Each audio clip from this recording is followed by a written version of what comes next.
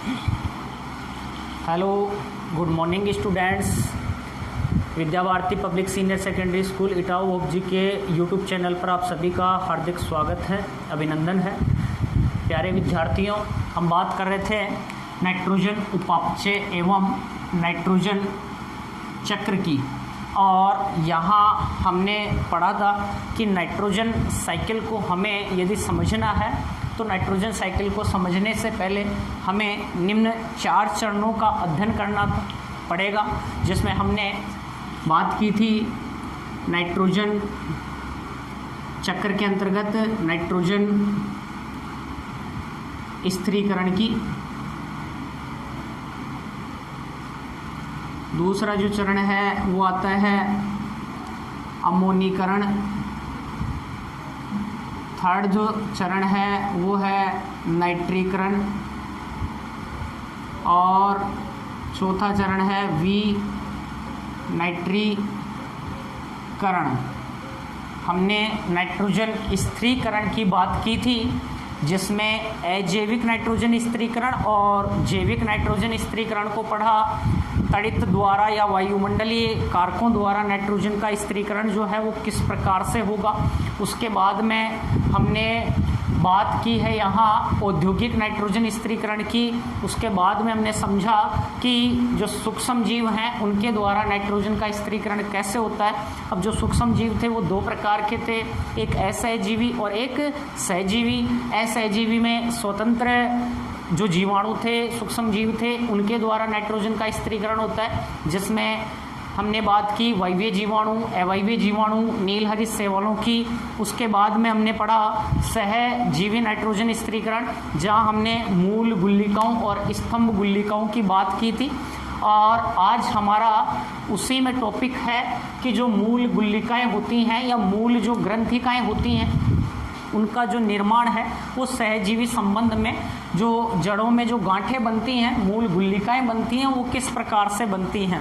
हमने यहाँ बात की थी मूल गुल्लिकाओं में तो लेग्यूमिनेसी कुल के जो पादप थे, उन पादपों की जो जड़ें थी उनके साथ राइजोबियम जो जीवाणु थे वो क्या करते हैं, सहजीवी संबंध बनाकर मूल गुल्लिकाओं का क्या करते हैं, निर्माण करते हैं। तो आज हम वही बात करने वाले हैं कि जो राइजोबियम जो जीवाणु है वो लेग्यूमिनोसी कुल के जो पादप हैं उनकी जड़ों के साथ सहजीवी जो संबंध है वो सहजीवी संबंध किस प्रकार से स्थापित करते हैं, ये किस प्रकार से बनाते हैं, किस प्रकार से मूल ग्रंथिकाओं का क्या होता है, यहाँ निर्माण होता है। तो इसकी हम बात करें तो सबसे पहले तो हम देखें कि जो राइजोबियम जीवाणु है ये एक प्रकार का ग्राम ऋणात्मक कैसा जीवाणु होता है, ग्राम ऋणात्मक और दंडाकार कैसा जीवाणु होता है, दंडाकार। ग्राम ऋणात्मक दंडाकार प्रकार का क्या होता है, जीवाणु होता है।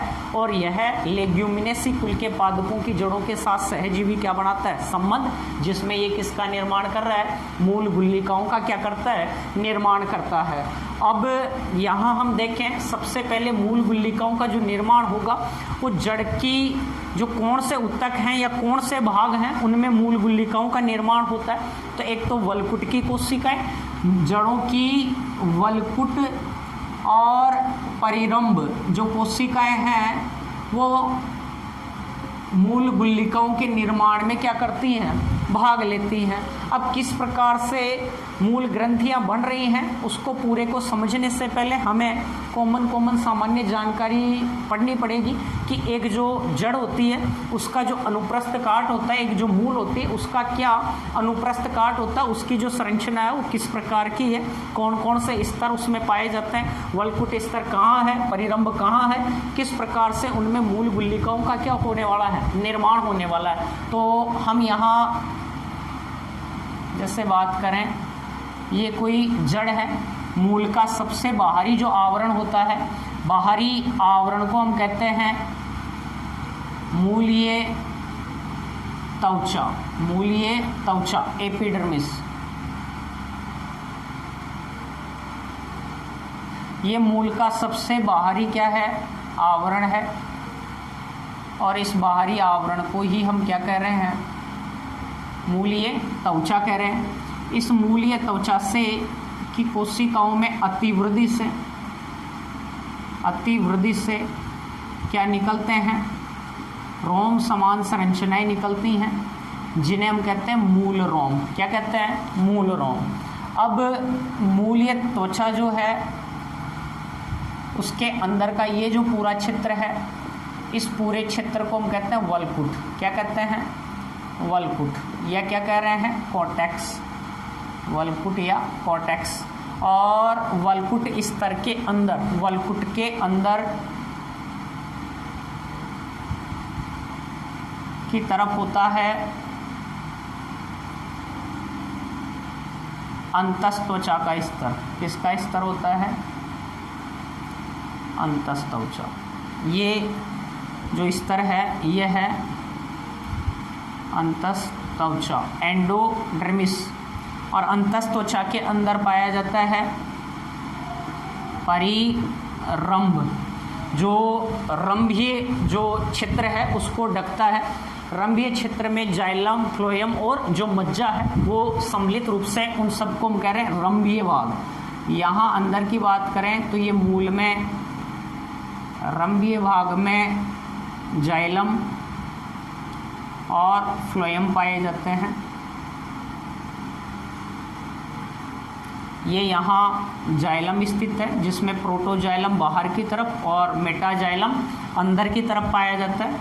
और इनके बीच बीच में यहाँ क्या स्थित होता है, फ्लोएम, अर्थात जो संवहन मंडल है, जाइलम जो फ्लोएम है, यह जड़ों में अरीय व्यवस्था दर्शाते हैं, अरीय व्यवस्था के अंतर्गत पाए जाते हैं।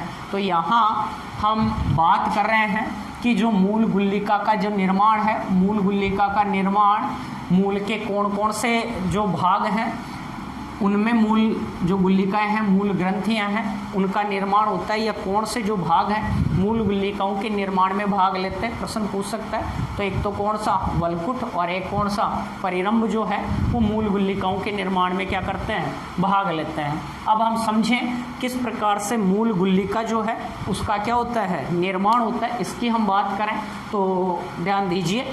हम देखें यहाँ तो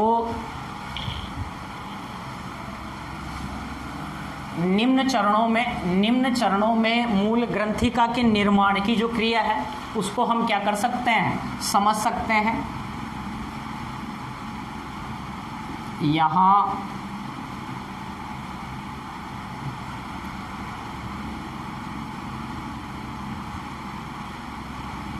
ये हम बात कर रहे हैं, ये मूलीय क्या है, त्वचा। और मूलीय त्वचा की कुछ कोशिकाएं अतिवृद्धि करके क्या बना लेती हैं, मूलीय क्या बनाती हैं, रोम बनाती हैं। ठीक है, मूल रोमों का क्या करती हैं, निर्माण करती हैं। ये जल और खनिज लवणों के अवशोषण के सतह को, क्षेत्रफल को क्या कर देते हैं, बढ़ा देते हैं, और अवशोषण की क्रिया इनके द्वारा की जाती है। ये जो बाह्य त्वचा है, मूलीय त्वचा है, इसके अंदर का जो स्तर है, ये पूरा स्तर, इस पूरे स्तर को, लेयर को हम कह रहे हैं वलकुट या कॉर्टेक्स स्तर। तो ये वलकुट का स्तर है। तो ये यहाँ ये पूरा है वलकुट, और ये मूलीय त्वचा, मूलीय त्वचा। सबसे पहले होता क्या है, प्रथम प्रोसेस की हम बात करें, सर्वप्रथम क्या होता है, यहाँ ये मृदा के पार्टिकल्स हैं, मृदा के क्या हैं, कण हैं।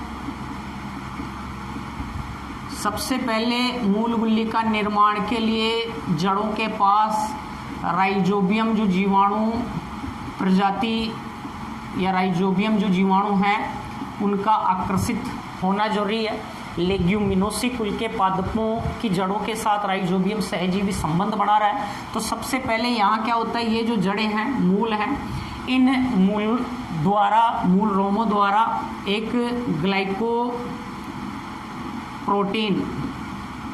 ग्लाइकोप्रोटीन लैक्टिन का, किसका स्त्राव किया जाता है, लैक्टिन का स्त्राव किया जाता है। और इस लैक्टिन के स्त्राव के कारण जो मृदा में उपस्थित राइजोबियम है वो लैक्टिन के कारण मूल रोमों की तरफ क्या हो जाते हैं, आकर्षित हो जाते हैं। तो ये कौन है, राइजोबियम। राइजोबियम राइजोबियम जीवाणु का मूल रोम की तरफ आकर्षित होना। तो यहाँ जीवाणु क्या हो गए, अट्रैक्ट हो गए, आकर्षित हो गए और कहाँ आ गए, ये मूल रोम के संपर्क में जीवाणु क्या हो जाते हैं, आ जाते हैं।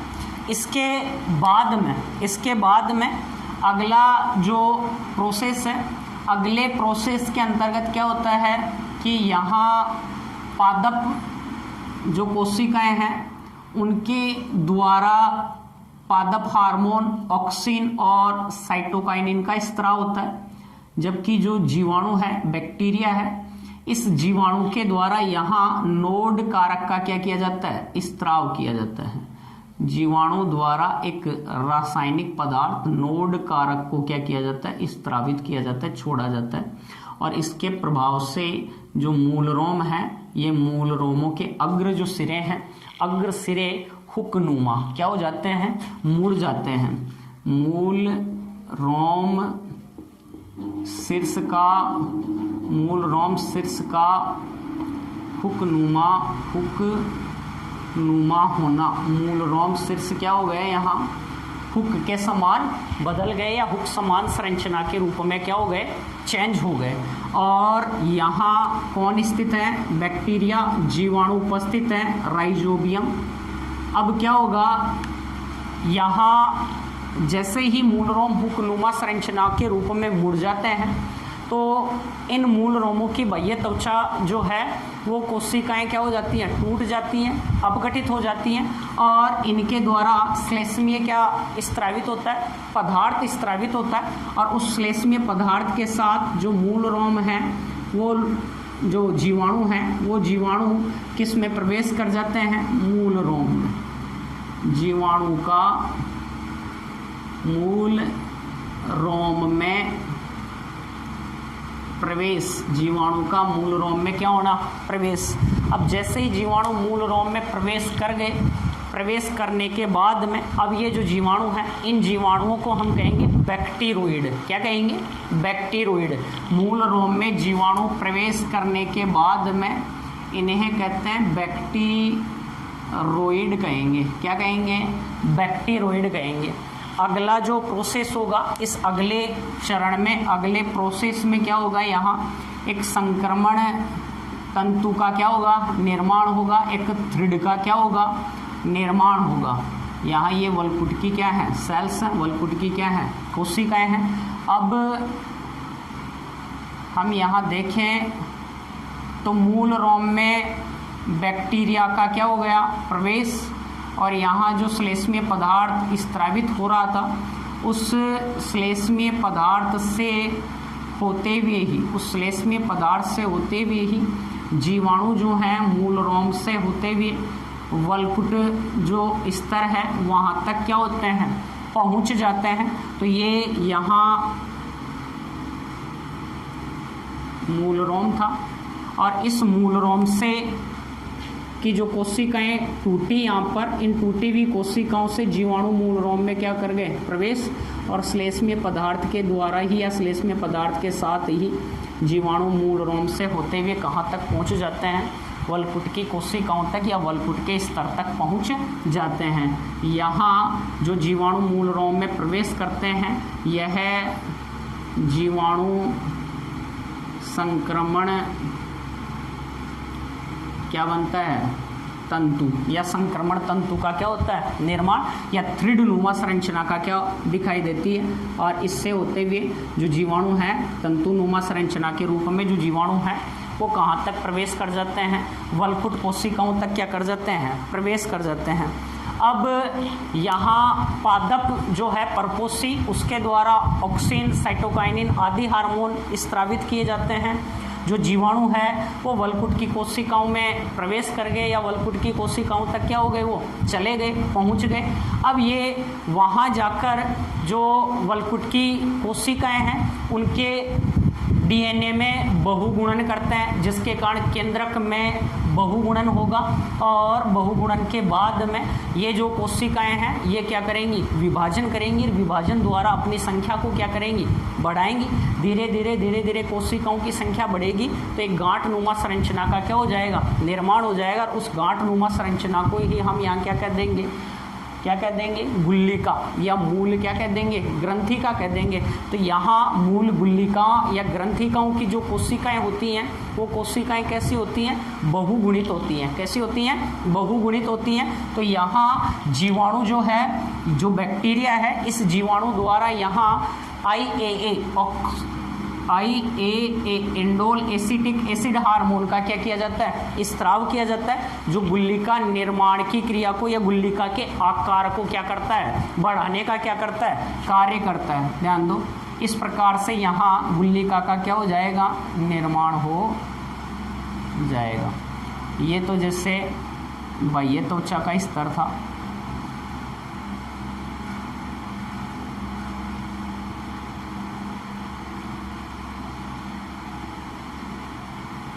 मूलीय त्वचा था, ये मूल रोम था। और यहाँ जो वलकुट की कोशिकाएं हैं, इन वलकुट की कोशिकाओं ने अधिक विभाजन किया और यहाँ गांठ या गुल्लिका का क्या हो गया, निर्माण हो गया। गुल्लिका का क्या हो गया, निर्माण हो गया। और इन्हीं में कौन है, बैक्टीरोइड हैं। कौन है यहाँ, बैक्टीरोइड हैं, जीवाणु हैं। कैसे हैं, जीवाणु हैं। तो ये संक्रमण तंतु द्वारा यहाँ आए और यहाँ आकर इन्होंने अपनी संख्या को भी बढ़ाया, साथ ही जो वलकुट की कोशिकाएं थी उनमें बहुगुणन, डीएनए बहुगुणन को प्रेरित किया, केंद्रक विभाजन हुआ, कोशिका का विभाजन हुआ और कोशिकाओं की जो संख्या है वो यहाँ आकर क्या हो गई, बढ़ गई और एक गांठ नुमा संरचना का क्या हो गया, निर्माण हो गया, जिसको हमने क्या कह दिया, मूल गुल्लिका कह दिया। और ये जो कोशिकाएं हैं, इन कोशिकाओं में कौन है, बैक्टीरोइड हैं। कौन है, बैक्टीरोइड है। धीरे धीरे यहाँ संवहन क्या बन जाएंगे, ऊतक बन जाएंगे मूल गुल्लिका में।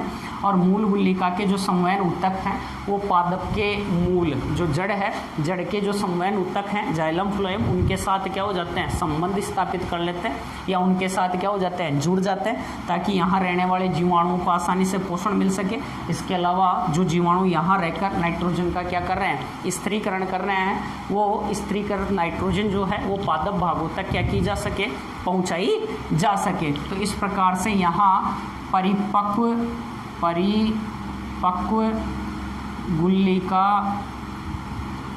का क्या हो गया, निर्माण हो जाता है। परिपक्व मूल ग्रंथि या मूल जो गुल्लिका है उसका क्या हो गया, निर्माण हो जाता है। इनके संवहन जो बंडल हैं, संवहन जो ऊतक हैं, वो क्या हो जाते हैं, आपस में जुड़े जाते हैं। अब यहाँ जीवित जो जीवाणु हैं या जीवित जो मूल ग्रंथिकाएँ हैं, वो जीवाणु का जो बाह्य आवरण होता है, परिझिल्ली का आवरण जो होता है, उसमें एक विशेष प्रकार का वर्णक पाया जाता है और उस वर्णक को कहते हैं हम लेग हीमोग्लोबिन।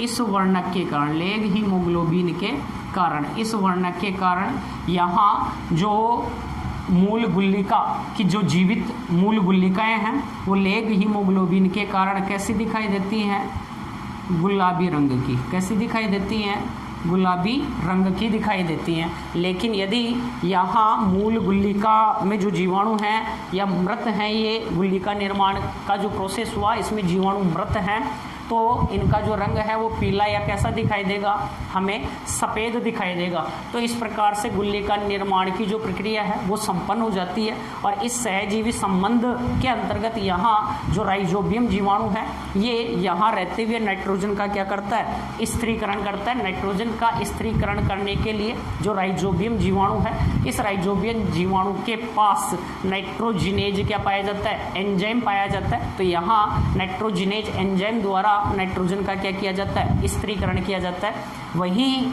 हम यहाँ बात करें तो इनके अंतर्गत हमने समझा यहाँ तो सजीव नाइट्रोजन जो स्थिरीकरण की क्रिया हो रही है, इस सजीव नाइट्रोजन स्थिरीकरण की क्रिया में दो प्रकार की यहाँ प्रोटीन भाग लेती हैं। एक तो है दो प्रकार की प्रोटीन भाग ले रही हैं, जिसमें एक प्रोटीन तो है कौन सी, लेग हीमोग्लोबिन। ध्यान दो, सहजीवी जो नाइट्रोजन स्थिरीकरण की क्रिया हो रही है, इस सहजीवी नाइट्रोजन स्थिरीकरण की क्रिया में यहाँ कितने प्रकार की प्रोटीन भाग लेती हैं, दो प्रकार की प्रोटीन भाग लेती हैं, जिसमें एक है लेग हीमोग्लोबिन और दूसरी है नोड्यूलिन प्रोटीन। दूसरी कौन सी है, नोड्यूलिन प्रोटीन। यहाँ लेग हीमोग्लोबिन का नोड्यूलिन जो प्रोटीन है उसका क्या महत्व होता है, ध्यान दो।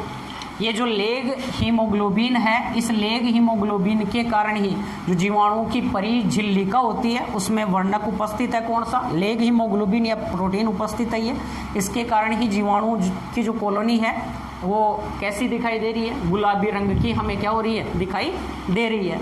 अब यहाँ लेग हीमोग्लोबिन जो है इसका क्या योगदान है, देखो सहजीवी नाइट्रोजन स्थिरीकरण की क्रिया में अभी हमने बात की, यहाँ एंजाइम भाग लेता है, कौन सा, नाइट्रोजिनेज। कौन सा एंजाइम भाग लेता है, नाइट्रोजिनेज। और जो नाइट्रोजन का स्थिरीकरण होगा वो होता है अनोक्सी परिस्थितियों में। कौन सी परिस्थितियों में होता है, अनोक्सी परिस्थितियों में होता है। ऑक्सी परिस्थितियों में नाइट्रोजन का स्थिरीकरण नहीं होता है, अर्थात जो नाइट्रोजिनेज एंजाइम है वह O2 की अनुपस्थिति में क्या होता है, सक्रिय होता है। O2 की उपस्थिति के अंतर्गत ये नाइट्रोजिनेज एंजाइम जो है वो क्या हो जाता है, निष्क्रिय हो जाता है। तो जो नाइट्रोजिनेज एंजाइम है, ये नाइट्रोजिनेज एंजाइम क्या होता है, ऑक्सीजन से जुड़ने के प्रति अधिक बंधुता रखता है। ऑक्सीजन से जुड़ने के प्रति अधिक क्या दर्शाता है, बंधुता दर्शाता है। और ऑक्सीजन के साथ ये जुड़कर क्या हो जाएगा, निष्क्रिय हो जाएगा। क्या हो जाएगा, निष्क्रिय हो जाएगा। लेकिन यहाँ जो लेग हीमोग्लोबिन है, ये लेग हीमोग्लोबिन यहाँ पर क्या करेगा, ये जो नाइट्रोजिनेज एंजाइम है इसको निष्क्रिय होने से रोकेगा। तो यहाँ जो लेग हीमोग्लोबिन है, ये लेग हीमोग्लोबिन क्या करती है, ये ऑक्सीजन के साथ क्या हो जाएगी, जुड़ जाएगी। लेग हीमोग्लोबिन O2 के साथ क्या हो जाती है, जुड़ जाती है। और लेग ऑक्सी हीमोग्लोबिन का क्या कर लेती है, निर्माण कर लेती है। अर्थात ऑक्सीजन जो है, ऑक्सीजन को नाइट्रोजिनेज एंजाइम से जुड़ने से क्या करती है, रोकती है। अर्थात नाइट्रोजिनेज एंजाइम को निष्क्रिय होने से रोकने का काम कौन कर रहा है, लेग हीमोग्लोबिन कर रहा है। बहुत बार प्रश्न पूछ लिया जाता है, लेग हीमोग्लोबिन किस में पाई जाती है, तो लेग्यूमिनेसी जो कुल के पादप होते हैं, लेग्यूमिनेसी कुल के पादपों की जो गुल्लिकाएँ होती हैं या मूल ग्रंथिकाएँ होती हैं, वहाँ लेग हीमोग्लोबिन पाई जाती है। लेग से मतलब होता है लेग्यूमिनेसी और हीमोग्लोबिन है ही यहाँ, तो लेग हीमोग्लोबिन किन में होगी, लेग्यूमिनोसी कुल के जो पादप हैं उनकी जो मूल गुल्लिकाएँ हैं, उन मूल गुल्लिकाओं में लेग हीमोग्लोबिन पाई जाती है, जो नाइट्रोजिनेज एंजाइम को निष्क्रिय होने से बचाती है। क्योंकि नाइट्रोजिनेज एंजाइम जो है नाइट्रोजन का स्थिरीकरण जो करेगा वो कौन सी परिस्थितियों में, अनोक्सी परिस्थितियों में ही करेगा। ऑक्सी परिस्थितियों में नाइट्रोजन स्थिरीकरण की क्रिया नहीं होगी। तो ये भी ध्यान रखना कि नाइट्रोजन स्थिरीकरण की जो प्रक्रिया है कौन सी परिस्थितियों में होती है, तो कौन सी परिस्थितियों में होगी, अनोक्सी जो परिस्थितियां हैं उन अनोक्सी परिस्थितियों में नाइट्रोजन स्थिरीकरण की क्या होती है, प्रक्रिया होती है। क्लियर यहाँ तक। अब उसके बाद में हम बात करें नोड्यूलिन प्रोटीन। कौन सी प्रोटीन है, हमने बात की सहजीवी जो नाइट्रोजन स्थिरीकरण है उसमें दो प्रोटीन भाग ले रही हैं। फर्स्ट लेग हीमोग्लोबिन की हमने बात कर ली। आगे आता है नोड्यूलिन जो प्रोटीन है। ये जो प्रोटीन है इसके कई प्रारूप हो सकते हैं और ये गुल्लिका जो बनेगी या मूल ग्रंथि का जो बनेगी उसकी संरचना निर्माण में और कार्बोहाइड्रेट और जो नाइट्रोजन है उसके उपापचय की जो क्रिया है उसमें कौन भाग लेता है, नोड्यूलिन प्रोटीन क्या करती है, उसमें भाग लेती है। अब हम यहाँ बात कर रहे हैं सहजीवी नाइट्रोजन स्थिरीकरण की। तो सहजीवी नाइट्रोजन स्थिरीकरण की जो क्रिया होगी उस क्रिया में दो जीव भाग ले रहे हैं और इन दोनों जीवों के जो हम बात करें सजीन की, किसकी बात करें, दो सहजीवों के सजीन में स्थित जो जीन है उनकी पारस्परिक क्रिया के कारण ही नाइट्रोजन स्थिरीकरण की क्या हो सकती है, क्रिया हो सकती है। तो यहाँ सहजीवी नाइट्रोजन स्थिरीकरण की क्रिया में परपोषी जो है, परपोषी का मतलब पादप, परपोषी के नोड जीन कौन भाग लेता है? सहजीवी नाइट्रोजन स्थिरीकरण की क्रिया में परपोषी जो है, परपोषी मतलब जो पादप है, परपोषी के कौन नोड जीन भाग लेते हैं। तो सहजीवी जो नाइट्रोजन स्थिरीकरण हो रहा है वो दो जीवों का जो सजीन होता है, उन सजीनों के जो जीन्स हैं, उन जीन्स की पारस्परिक क्रिया के कारण होगा। तो यहाँ परपोषी के तो कौन से जीन भाग ले रहे हैं? Nod gene. और नाइट्रोजन स्थिरीकरण में जीवाणु के कौन नोड, निफ और फिक्स जो जीन हैं वो क्या करते हैं? सहजीवी नाइट्रोजन स्थिरीकरण की क्रिया में क्या करते हैं? भाग लेते हैं। यहाँ जो नोड जीन है, नोड जीन की हम बात करें तो ये गुल्लिका की जो संरचना है उसको बनाए रखने में या संरचना निर्माण में क्या करते हैं? भाग लेते हैं। तो निफ जीन है, ये निफ जीन नाइट्रोजन स्थिरीकरण की क्रिया में क्या करते हैं? भाग लेते हैं। और जो नाइट्रोजिनेज एंजाइम है, उस नाइट्रोजिनेज एंजाइम को क्या करते हैं? ये सक्रिय करने का क्या करते हैं? कार्य करते हैं। कौन? Nif gene. किसके द्वारा? निफ जीन के द्वारा नाइट्रोजिनेज एंजाइम को सक्रिय किया जाता है। अर्थात नाइट्रोजन स्थिरीकरण की क्रिया में कौन भाग लेता है? जीवाणु के कौन भाग लेंगे? निफ जीन यहाँ भाग लेते हैं। अब हम यहाँ संपूर्ण नाइट्रोजन स्थिरीकरण की क्रिया विधि को समझें। किस प्रकार से जो परिपक्व जो गुल्लिकाएं हैं या ग्रंथिकाएं हैं उनमें नाइट्रोजन का क्या होता है? स्थिरीकरण होता है। तो हमारा जो अगला टॉपिक है वो आता है सहजीवी नाइट्रोजन स्थिरीकरण की क्रिया विधि। सहजीवी नाइट्रोजन स्थिरीकरण की क्रिया विधि किस प्रकार से सहजीवी संबंध द्वारा सहजीवी नाइट्रोजन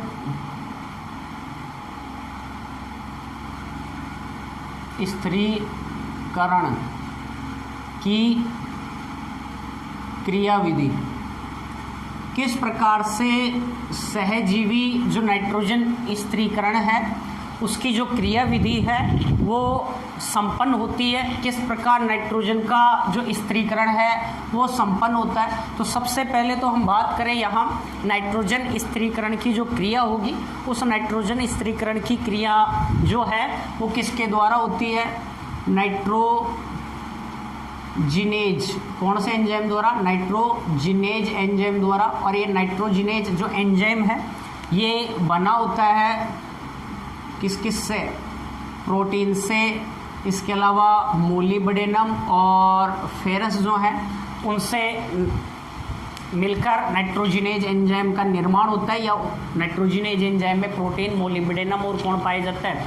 फेरस यहाँ पाए जाता है। अनोक्सी परिस्थितियों में नाइट्रोजिनेज एंजाइम क्या होता है? सक्रिय होता है। अनोक्सी परिस्थितियों में ही यह नाइट्रोजन का क्या करता है? स्थिरीकरण करता है। यहाँ नाइट्रोजन स्थिरीकरण में हमने बात की थी कि जो वातावरण की मुक्त नाइट्रोजन है, इस मुक्त नाइट्रोजन का नाइट्रोजन के यौगिकों के अंतर्गत क्या हो जाना? बदल जाना। क्या कहलाएगा? नाइट्रोजन का क्या कहलाएगा? स्थिरीकरण। अमोनिया, नाइट्रेट, नाइट्राइट आदि में बदल जाना ही क्या कहला रहा है? नाइट्रोजन क्या कहला रहा है? स्थिरीकरण कर रहा है। संपूर्ण नाइट्रोजन स्थिरीकरण की जो क्रिया विधि है उसको हम एक समीकरण के द्वारा समझ सकते हैं। और यहाँ नाइट्रोजन स्थिरीकरण की क्रिया के लिए ऊर्जा की क्या होती है? आवश्यकता होती है। ऊर्जा की क्या होती है? आवश्यकता होती है। ध्यान दो, इस समीकरण द्वारा संपूर्ण नाइट्रोजन स्थिरीकरण को समझ सकता है। ये नाइट्रोजन का एक अणु है और एक नाइट्रोजन का जो अणु है उसके स्थिरीकरण के लिए, उससे अमोनिया का निर्माण करने के लिए 8 H+ ion, hydrogen ion, 8 electron और 16 ATP की क्या होती है? आवश्यकता होती है।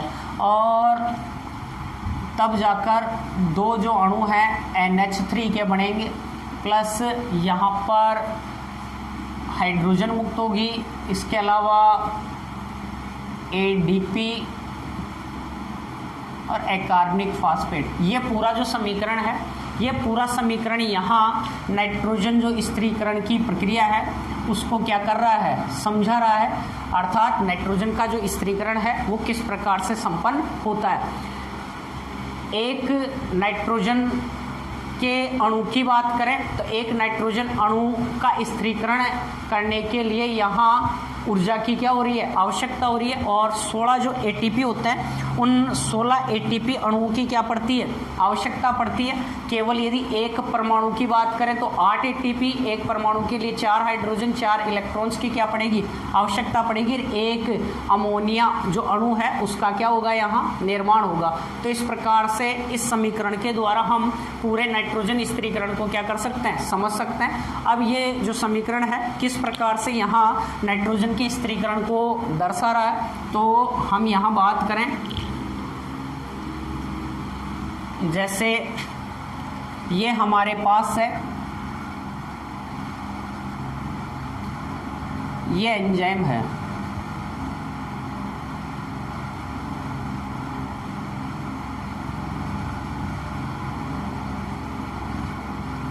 ये है एंजाइम, क्या है, एंजाइम है। और ये एंजाइम के सक्रिय स्थल है, एक्टिव साइट है, जहाँ से आकर कोई भी क्रियाधार क्या होगा, जुड़ेगा। ये एंजाइम है कौन सा, नाइट्रोजिनेज। कौन सा एंजाइम है, नाइट्रोजिनेज। और इसके साथ आकर यहाँ कौन जुड़ता है, क्रियाधार जुड़ता है। क्रियाधार के रूप में कौन जुड़ेगा, नाइट्रोजन। कौन जुड़ेगी, नाइट्रोजन। तो ये क्रियाधार के रूप में यहाँ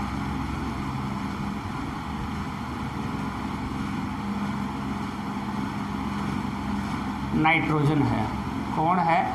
और नाइट्रोजन के 2 परमाणु त्रिसंयोजी आबंध द्वारा यहाँ क्या होते हैं, जुड़े होते हैं। जैसे ये एंजाइम है, क्रियाधार नाइट्रोजन से जुड़ेगा, किसका निर्माण करेगा, यहाँ ये बना लेता है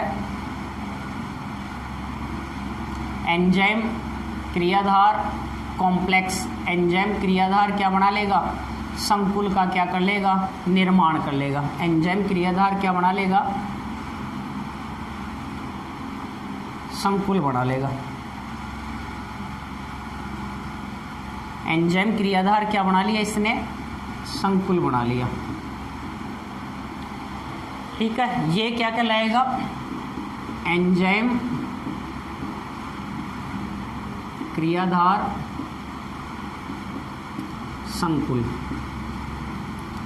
अब यहाँ इसका 4 चरणों में क्या होता है, अपचयन होता है, या 4 बार अपचयन की क्या होती है, क्रिया होती है।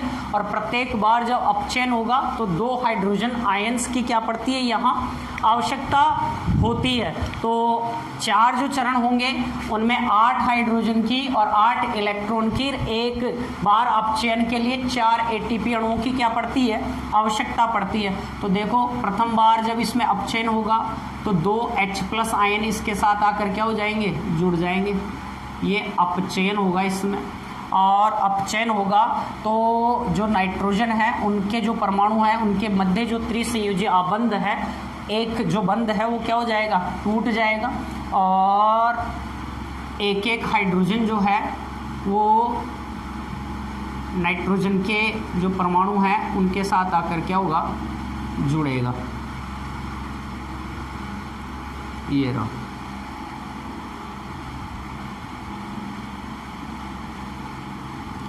एक बंध इनके मध्य का क्या हो गया, टूट गया।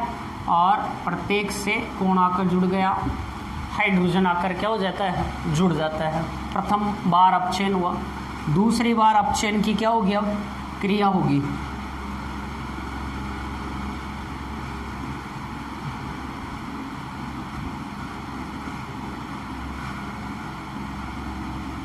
और एक बार मैं स्याही डाल लेता हूँ इसमें। दूसरी बार अपचयन की क्या होगी, क्रिया होगी। और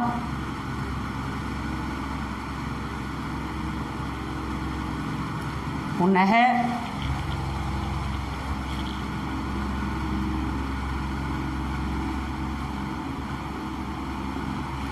इसका एक जो आबंध है वो टूट जाएगा और यहाँ हाइड्रोजन, यहाँ हाइड्रोजन, यहाँ हाइड्रोजन, यहाँ हाइड्रोजन, तो 2 हाइड्रोजन परमाणु क्या हो जाएंगे, प्रत्येक नाइट्रोजन परमाणु से आकर क्या हो जाएंगे, जुड़ जाएंगे, बंध बना लेंगे। अब तीसरी बार अपचयन की क्या होगी, क्रिया होगी, पुनः 2H+ आयन क्या होंगे, जुड़ेंगे। अब नाइट्रोजन जो परमाणु थे उनके मध्य, नाइट्रोजन के जो परमाणु थे उनके मध्य जो बंध थे, अब उनके मध्य बंध उपस्थित नहीं है, नहीं होगा।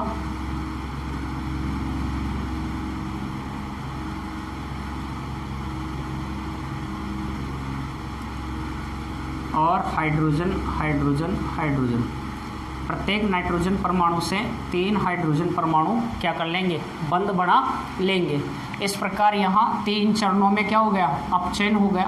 अब 4th जो चरण है उसमें क्या होगा, ये जो नाइट्रोजन है इस नाइट्रोजन को एंजाइम से क्या करना है, हटाना है। तो एंजाइम से जो NH3 अमोनिया जो है वो क्या होंगे, विस्थापित होंगे, हटेंगे, तो उनका भी क्या होगा, अपचयन होगा और उसके लिए भी 2H+ आयन की क्या होगी, आवश्यकता होगी। इस प्रकार से टोटल कितने चरणों में अपचयन होता है, 4 चरणों में, और 8H+ आयनों की क्या होती है, आवश्यकता होती है। तो इसके दौरान यहाँ जो एंजाइम है ये पुनः स्वतंत्र रूप में क्या हो जाएगा, मुक्त हो जाएगा, ताकि यह दूसरे क्रियाधार से क्या कर सके, क्रियाधार से क्या कर सके, क्रिया कर सके। और क्या बच गया, अब जो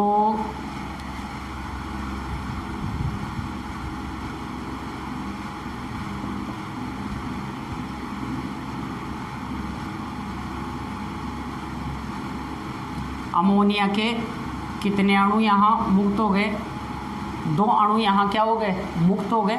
अर्थात हम बात करें तो ये क्या बन गया, NH3, और ये भी क्या है, NH3, तो 2NH3, 2 अमोनिया के अणुओं का क्या हो जाता है, यहाँ निर्माण हो जाता है।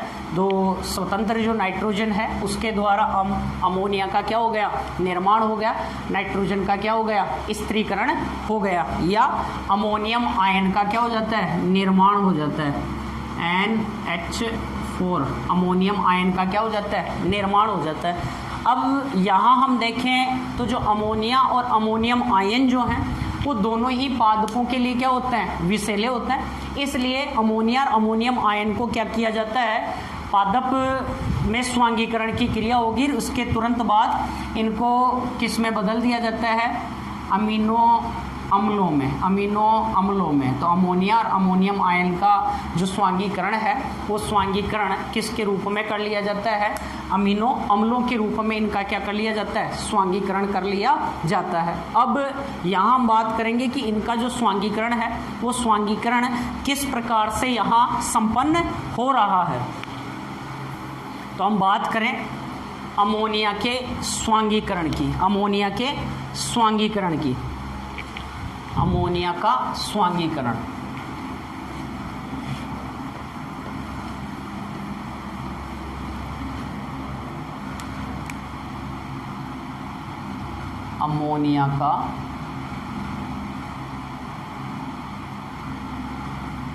स्वांगीकरण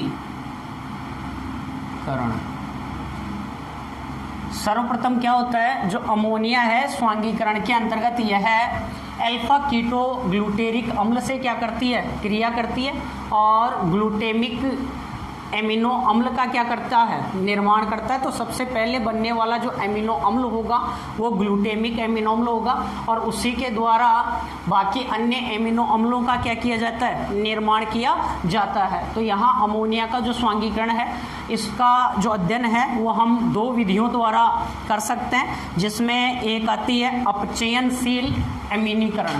पहली जो विधि है वो है अपचयनशील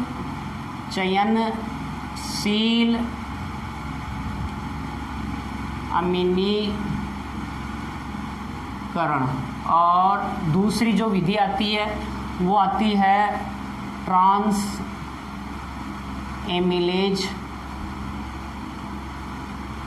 अभिक्रिया। दूसरी जो अभिक्रिया आ रही है वो है ट्रांस एमिनेज अभिक्रिया। ट्रांस एमिनेज अभिक्रिया। दो विधियों द्वारा हम अमोनिया का स्वांगीकरण कर सकते हैं। स्वांगीकरण से मतलब जो नाइट्रोजन का स्थिरीकरण हुआ, नाइट्रोजन से अमोनिया और अमोनियम आयन बने, वो पादप के लिए क्या है, विषाक्त हैं। उनको तुरंत बाद में स्वांगीकरण किया जाएगा और वो किसके रूप में होगा, एमिनो अम्लों के रूप में होगा। सबसे पहला जो एमिनो अम्ल बनेगा वो अल्फा कीटो ग्लूटेरिक एमिनो अम्ल का क्या होता है, निर्माण होता है। उसी से अन्य एमिनो अम्ल क्या होंगे, बनेंगे। तो सबसे पहले तो हम यहाँ बात करें अपचयनशील एमिनीकरण की। तो अपचयनशील एमिनीकरण में तो क्या होता है, जो अमोनिया होता है ना NH3, वो अमोनिया अल्फा कीटो ग्लूटेरिक अम्ल से क्या करता है, क्रिया करता है। यहाँ ऊर्जा के रूप में, अपचायक शक्ति के रूप में NADPH2 भाग लेता है और एंजाइम होता है यहाँ ग्लूटेमिक डिहाइड्रोजिनेज, और यहाँ निर्माण होगा, यहाँ निर्माण होता है किसका, अल्फा कीटो जो ग्लूटेरिक अम्ल है, ये अमोनिया से क्या करेगा, क्रिया करेगा और ग्लूटेमिक अमीनो अम्ल बनाएगा या ग्लूटेमेट का क्या होता है, निर्माण होता है। ग्लूटेमेट का क्या होता है, निर्माण होता है। तो सबसे पहले बनने वाला ये एमिनो अम्ल है और इससे अन्य एमिनो अम्लों का क्या होता है, निर्माण होता है। नेक्स्ट हम बात करें ट्रांस एमिनेज अभिक्रिया। ट्रांस एमिनेज अभिक्रिया के अंतर्गत ये है कि एक एमिनो अम्ल जो होता है, एक एमिनो अम्ल जो है, जैसे ये एक एमिनो अम्ल है R1CNH3C डबल बॉन्ड कार्बोक्सिल समूह। एक जो अमीनो अम्ल होता है, इसके ऊपर स्थित जो अमीनो समूह है, इस अमीनो समूह का स्थानांतरण दूसरे कीटो अम्ल को हो जाता है। ये दूसरा कीटो अम्ल है, दूसरे कीटो अम्ल को हो जाता है, जिसके कारण एक नए एमिनो अम्ल का क्या होगा, निर्माण होगा।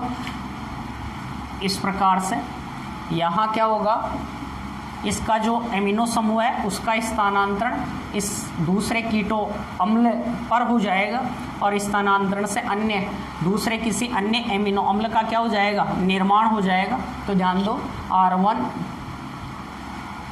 ये कार्बन C कार्बोक्सिल समूह है और यहाँ से इसका स्थानांतरण तो हो गया इस एमिनो अम्ल पर और इसके एमिनो समूह का स्थानांतरण हो गया इस कीटो अम्ल पर। तो R2CHNH3 और COOH। तो ये अन्य क्या बन गया, दूसरा अन्य किसी एमिनो अम्ल का क्या हो गया, निर्माण हो जाता है।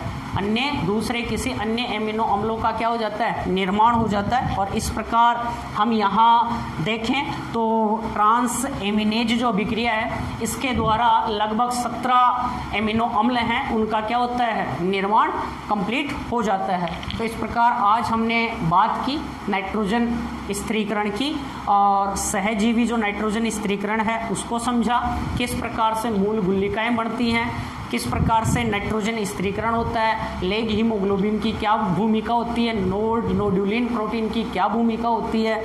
उसके बाद में नाइट्रोजन स्थिरीकरण की क्रिया विधि पढ़ी और नाइट्रोजन का वो अमोनिया का क्या पढ़ा हमने, स्वांगीकरण पढ़ा।